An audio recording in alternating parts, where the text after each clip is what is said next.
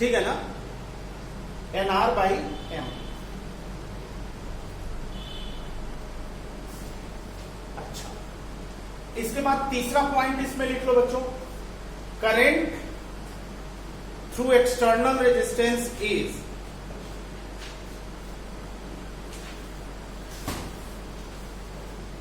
Current in external resistance is कितना होगा,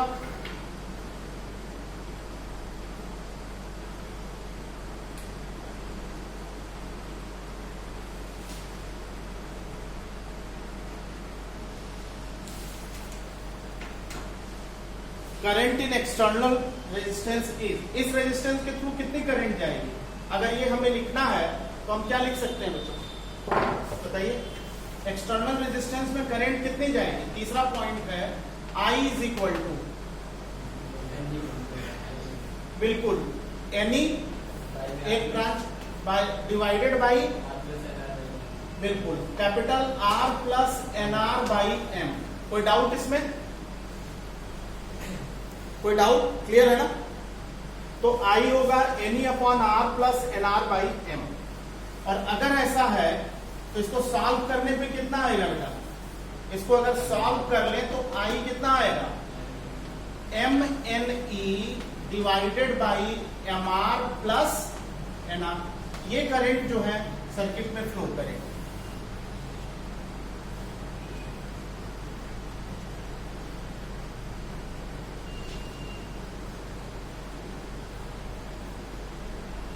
clear.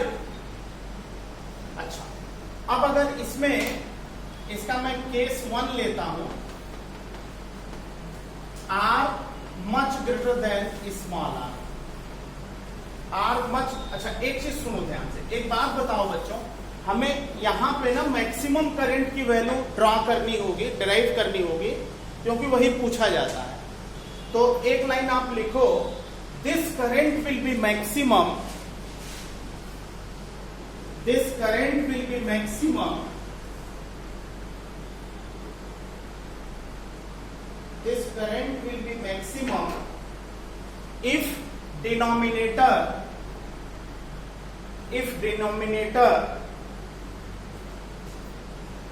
MR plus NR is minimum,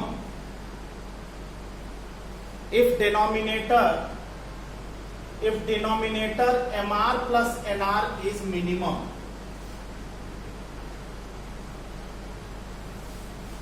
if denominator MR plus NR is minimum। देखो बच्चों, I is maximum if MR plus NR minimum.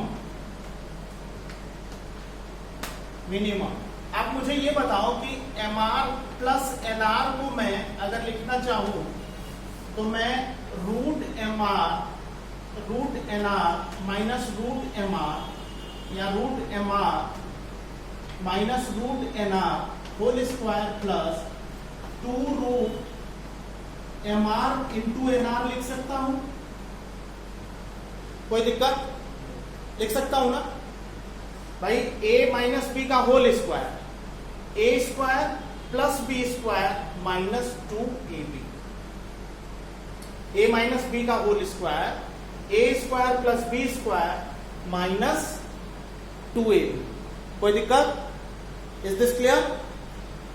अब मुझे MR plus NR minimum चाहिए। MR plus NR minimum तभी होगा जब मैथमेटिकली ये टर्म 0 होगा। ये मैथमेटिक्स में आप पढ़ते हैं, तो इसको नोट करके इसी के नीचे एक लाइन लिखो बेटा,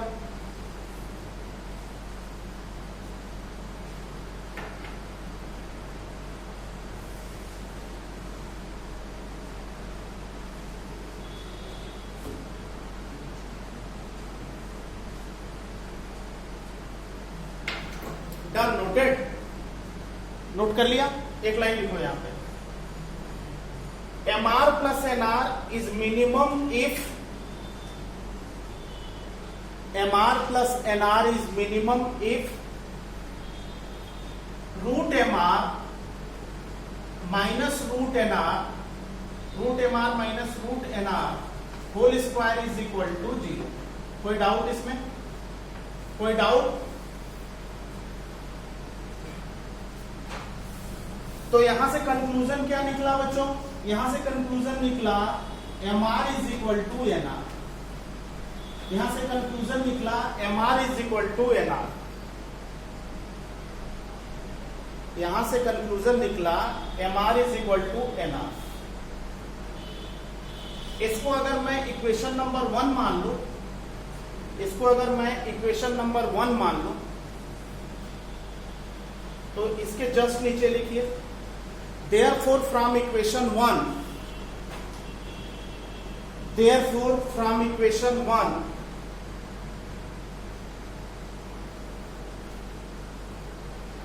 देखो बेटा एक बार फिर से सुन लो, ये वैल्यू कैसे आई ये क्लियर हो गया। हमें सर्किट में मैक्सिमम करंट की वैल्यू पता करनी है। आई मैक्स तब होगा जब ये डिनोमिनेटर मिनिमम होगा, और डिनोमिनेटर की वैल्यू अगर ये है तो डिनोमिनेटर के मिनिमम होने की कंडीशन है ये टर्म 0 होगा। अब यहां से अगर एम आर एन आर के बराबर है तो इक्वेशन नंबर 1 में एम आर की जगह एन आर रख दो बच्चों, आई मैक्स आ जाएगा। कितना आएगा? आई मैक्स अगर एम आर बराबर एन आर रखते हो तो आई मैक्स कितना आएगा बताइए? M N E divided by M R की जगह एन आर, तो 2 एन आर ना, एन से एन कट गया, तो आई मैक्स कितना आ गया?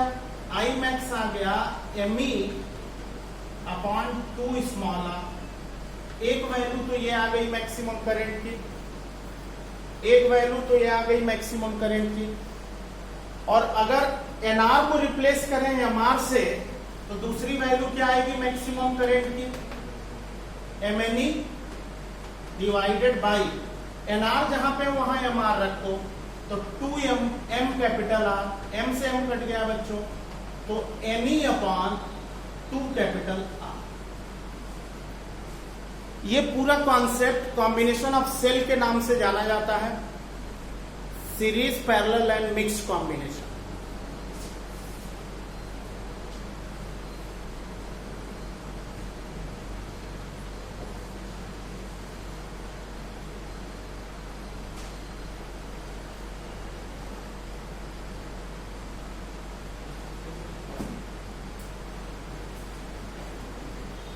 क्लियर बेटा? अब इस पर कुछ क्वेश्चंस कराता हूं। डेरिवेशन समझ में आ गई? क्वेश्चन एक लिखिए, क्वेश्चन लिखो। 20 सेल्स, क्वेश्चन है 20 sales 20 cell, 20 cells each of EMF 2 volt, each of EMF 2 volt, an internal resistance 0.5 ohm, each of EMF 2 volt and internal resistance 0.5 ohm are connected in series, are connected in series across, connected in series across external resistance of 5 ohm, across external resistance of 5 ohm. Find current, find resulting current. बोलो बच्चों, निकालिए. Find resulting current. Find out.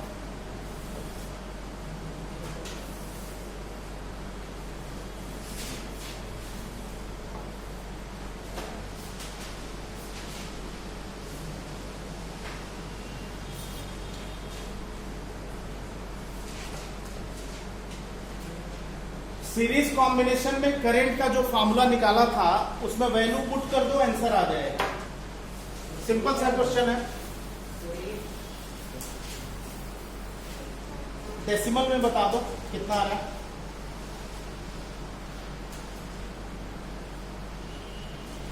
Series combination में current का क्या formula है? I is equal to what? देखिए बताओ. N E by R plus N R. इसी में पुट कर दो वैल्यू, आ जाएगा आंसर।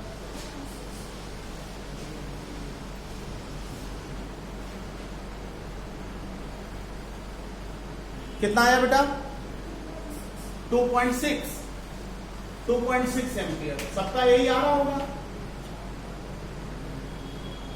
एन कितना दिया है? 20। ई कितना दिया है? 2 वोल्ट। कैपिटल आर कितना है और स्मॉल आर? सॉल्व कर लो, 2.6 एम्पियर आ जाएगा। आ गया सबका ना?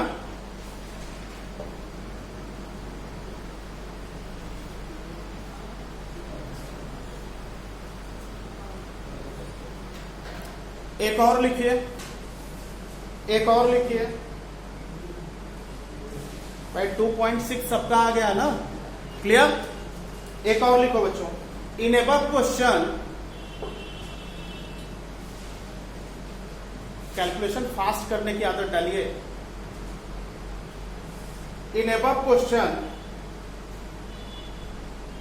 If 2 cells are wrongly connected, if 2 cells are wrongly connected, find the resulting current. Find the resulting current. 2 cells are wrongly connected. Find the resulting current. 2 cells are wrongly connected. अब net EMF कितना हो जाएगा? अगर 2 cell wrongly connected हैं तो net EMF कितना हो जाएगा? देखो ध्यान से सुनो बच्चों, अगर 2 सेल रॉन्गली कनेक्टेड हैं तो 2 और सेल का नेट इफेक्ट 0 हो जाएगा। जैसे मान लो ऐसे सर्किट लगी हुई है, ऐसे लगी है, एक सेल यहां पे लगा, तो ये जो सेल है अगर दोनों का ईएमएफ सेम है तो ये दोनों सेल एक दूसरे को कैंसिल आउट करेंगे। तो अगर भाई जैसे मान लो ये वाला सेल रॉन्गली लगा हुआ है, ये दोनों एक डायरेक्शन में दे रहे हैं करंट, ये अपोजिट दे रहा है, रॉन्गली लगा है, तो 2 सेल का नेट इफेक्ट 0 हो गया ना। तो अगर 2 सेल लगे हैं रॉन्गली तो कितने सेल डेड होंगे? 4 सेल डेड होंगे। तो जहां पे करंट होगी कितनी होगी? 20 इंटू 2 माइनस 2 सेल है तो 4 है ना, 2 सेल है तो 4 सेल डेड होंगे। तो कितना लिख सकते हैं? 4 इंटू 2 अपॉन कैपिटल आर कितना बताया था? 5, एन जो है 20, 0.5, ये आंसर है। 2 सेल अगर रॉन्गली कनेक्टेड है तो 4 सेल डेड हो गए, और 4 सेल का नेट ईएमएफ कितना होगा? 8 वोल्ट होगा।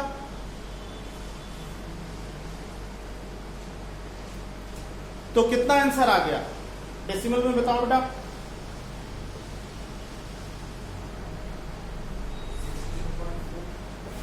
16.4, यस 2.1 एम्पियर आंसर आएगा। 2.1 एम्पियर। आई थिंक समझ में आ गया होगा। इस तरह से जो है क्वेश्चन बनते हैं इसमें। Is this clear? तो करंट इलेक्ट्रिसिटी में एक ये चैप्टर यहां कंप्लीट हुआ। इसी से रिलेटेड एक छोटा सा चैप्टर है, बल्कि टॉपिक है, उसको हम इलेक्ट्रिकल इंस्ट्रूमेंट कहते हैं, ठीक है। और उसमें व्हीटस्टोन ब्रिज और मीटर ब्रिज डिस्कस करना है और उसकी प्रॉब्लम्स करनी है, ठीक है। क्या चीज? 2 सेल अगर रॉन्ग लगे हैं तो 4 सेल डेड हो जाएंगे। एक गलत लगा तो एक सेल को और डेड कर दिया इसमें। तो 2 गलत लगे हैं तो 4 डेड होंगे, तो 4 इंटू 8 माइनस कर देंगे उसमें से। अब ये चैप्टर चूंकि कंप्लीट हो गया, इलेक्ट्रिकल इंस्ट्रूमेंट हम लोग अलग से करेंगे। तो इस चैप्टर पे मैं देखिए इलेक्ट्रोस्टैटिक्स के एचसीवी के मैक्सिमम क्वेश्चन मैंने आपको करा दिए हैं। जो एसएचएम एसएचएम पे बेस्ड सारे क्वेश्चन थे सब एचसीवी के थे। मैक्सिमम क्वेश्चन एचसी वर्मा के करा दिए हैं, पीवाईक्यू के करा दिए हैं फर्स्ट चैप्टर में, ठीक है। अब यहां पे एचसीवी के क्वेश्चन मैं करंट इलेक्ट्रिसिटी के करा रहा हूं। करंट इलेक्ट्रिसिटी के जो HCV के क्वेश्चन है वो हम लोग यहाँ डिस्कस करते हैं, क्योंकि वो उन क्वेश्चंस पर बेस्ड कॉम्पिटिटिव लेवल के क्वेश्चंस बनते हैं। तो लिख लीजिए,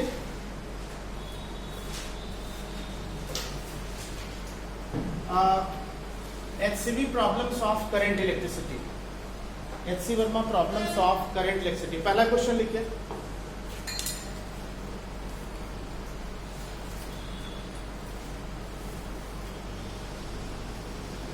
पहला क्वेश्चन लिखूंगा।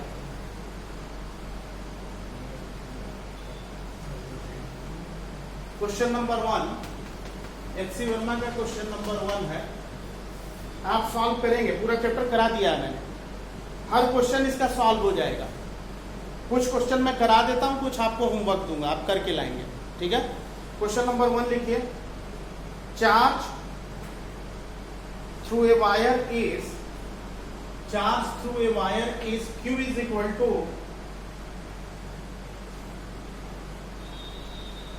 5t square plus 3t plus 1 coulomb। 5t square plus 3t plus 1 coulomb। Find current at 5 seconds। Find current at 5 seconds।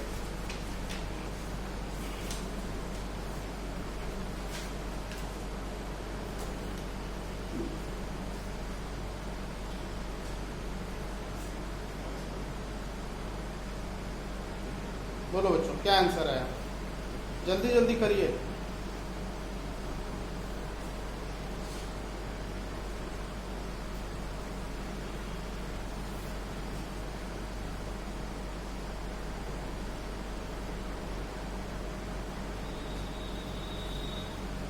क्या करेंगे इसमें? करंट निकालने के लिए क्या करेंगे? Differentiation. I is equal to dq by dt। ठीक, इसका डिफरेंशिएशन कितना होगा? 5। t स्क्वायर का क्या होगा differentiation?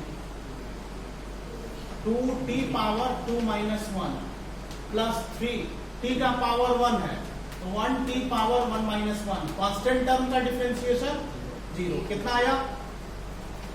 10t plus 3, t power 0 1 होता है, वैल्यू पुट कर दो, आंसर आ जाएगा 53 ampere.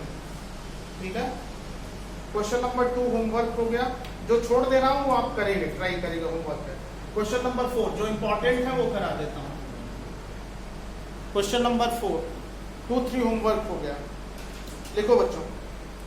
Current through a wire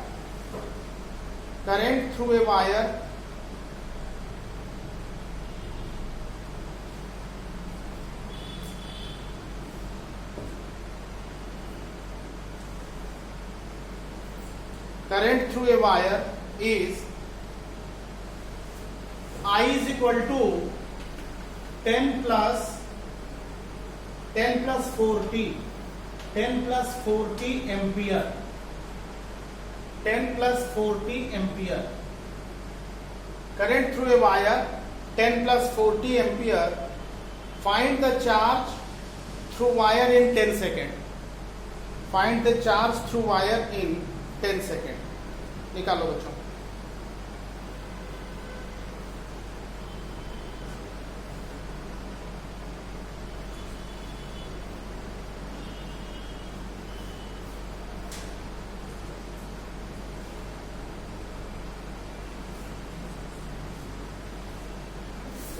three 300 unit बोलो। क्या करेंगे? इंटीग्रेशन करेंगे। देखो, अगर चार्ज दिया है बेटा और करंट निकालना है तो आप डिफरेंशिएशन करेंगे, और अगर करंट दिया है और चार्ज निकालना है तो आप इंटीग्रेशन करेंगे। डिफरेंशिएशन करेंगे और इंटीग्रेशन। तो यहां करंट दिया है, चार्ज पूछ रहा है, तो क्या होगा? आप देखो बेटा, Q होगा जैसे I is equal to dq by dt होता है, तो dq कितना हो जाएगा? I dt, dq I dt। दोनों साइड इंटीग्रेट कर दें तो Q हो जाएगा इंटीग्रेशन आई डी, आई की वैल्यू पुट कर दो बच्चों यहां, तो इंटीग्रेशन 10 प्लस 4t dt। ठीक है, क्या इंटीग्रेशन होगा इसका? 10 का इंटीग्रेशन लेंगे तो 10t होगा और 4t का 4 होगा 4t square by 2। Integration formula आपको मालूम है, x power n plus 1 upon n plus 1, मालूम है ना?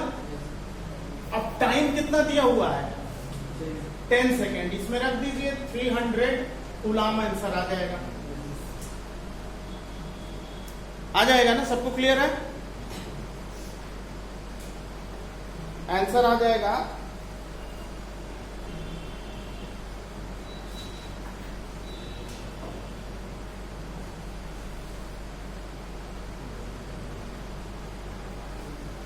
फाइव 6 आपका होमवर्क है। क्वेश्चन नंबर 7 लेते हैं। 5 6 होमवर्क है, क्वेश्चन नंबर 7 लेते हैं। A wire of resistance 100 ohm is melted and recast in wire of length double the original. What would be the resistance of the wire? क्या होगा? देखो क्वेश्चन ये कह रहा है, बुक तो सबके पास है ना? क्वेश्चन नंबर 7 पढ़ लीजिएगा। कह रहा है कि क्वेश्चन नंबर 7, क्वेश्चन ये कह रहा है कि ए वायर ऑफ रेजिस्टेंस 100 ओम, पहले एक वायर का इनिशियल रेजिस्टेंस 100 ओम है, रिकास्ट किया गया वायर डबल द लेंथ, यानी L2 जो है 2L1 कर दिया गया। शुरू में लेंथ L1 थी, रिकास्ट कर दिया गया 2L1 लेंथ कर दी गई। तो रिकास्टिंग के बाद रेजिस्टेंस कितना है वायर का?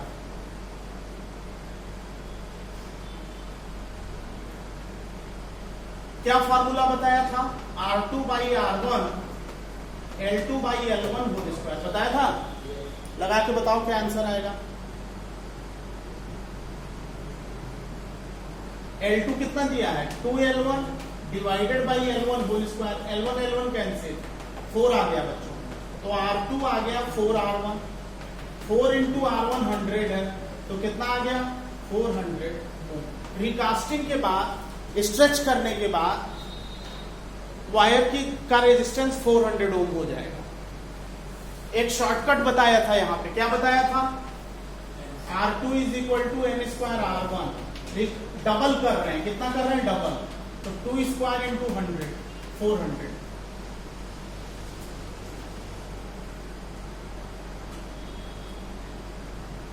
ठीक है, इतना करके लाइए, बाकी